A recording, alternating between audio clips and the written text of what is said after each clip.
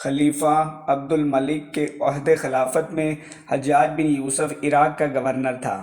اسے لوگ محمد بن قاسم کے چچا یا سسر کی نسبت سے بھی جانتے ہیں۔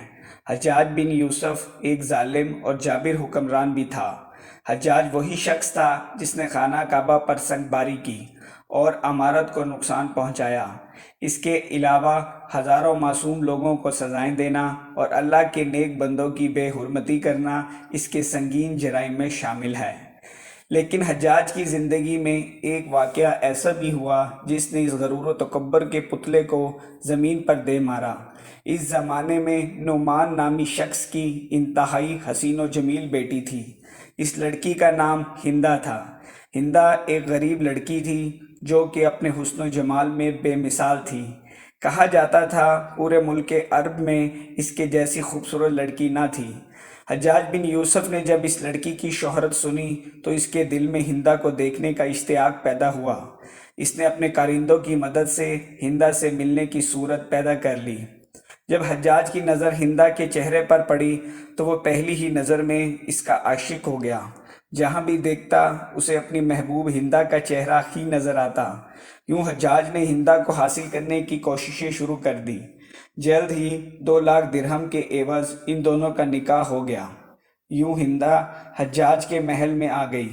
آغاز میں حجاج ہندہ پر جان نچھاور کرتا اور ہر طرح سے اس کی آسائش کا خیال رکھتا۔ ہندہ دولت مند گھرانے سے نہ تھی۔ حجاج سے نکاح کے بعد وہ دولت میں کھیلنے لگی اور اسے ہر طرح کا سکون میسر آ گیا۔ دن گزرتے گئے، رفتہ رفتہ حجاج کا غصہ اور ظالمانہ خصلت اس کی محبت پر غالب آ گئی۔ اب وہ ہندہ سے بھی وہی سلوک کرنے لگا جیسے دوسرے لوگوں سے سلوک کرتا۔ حجاج کے اس رویے سے ہندہ رنجیدہ رہنے لگی۔ آہستہ آہستہ ہندہ کے دل سے حجاج کی محبت ختم ہونے لگی اور وہ حجاج کو اپنے لیے ایک مصیبت خیال کرنے لگی۔ ادھر حجاج ہر وقت اسے رنجیدہ دیکھ کر اور زیادہ سختی سے پیش آنے لگا۔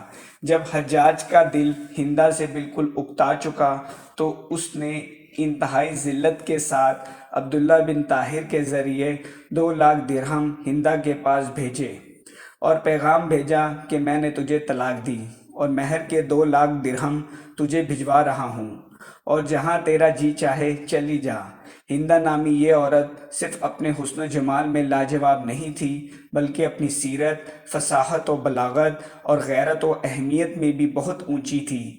اس نے عبداللہ بن طاہر کی زبانی یہ پیغام سنا، فوراً بول اٹھی، اے قاصد، تیری زبان مبارک ہو، تو نے مجھے بڑی جانفزا خوشخبری سنائی۔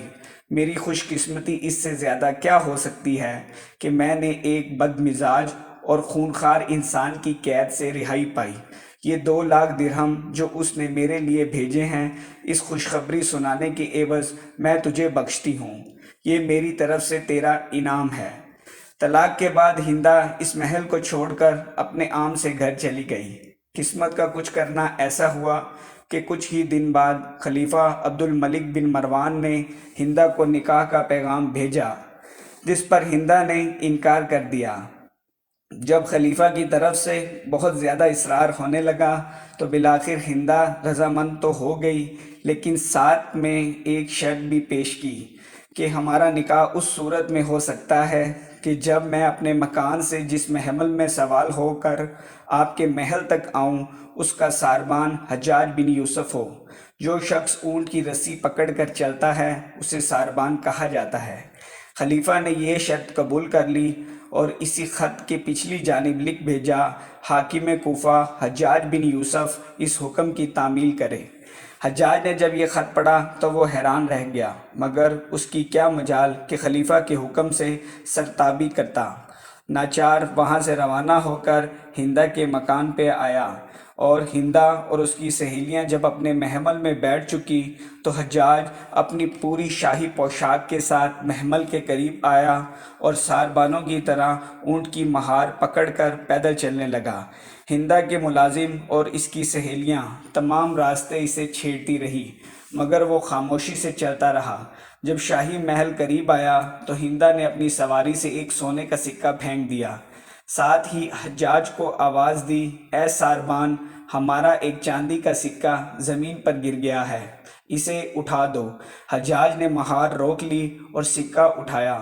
وہ سکہ چاندی کا نہیں بلکہ سونے کا تھا۔ حجاج بولا، حضور، یہاں چاندی کا نہیں سونے کا سکہ ہے۔ ہندا نے اس کے ہاتھ سے وہ سکہ لیا اور اپنی سہیلی سے کہنے لگی، یہ میری قسمت ہے کہ میرے ہاتھ سے چاندی کا سکہ گرا، لیکن بعد میں وہی سکہ سونے کا بن گیا۔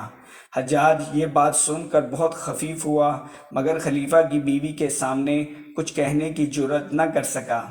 کہتے ہیں کہ ایک عورت سے ذلیل ہونے کا دکھ حجاج بن یوسف کو اس کی ساری زندگی ستاتا رہا۔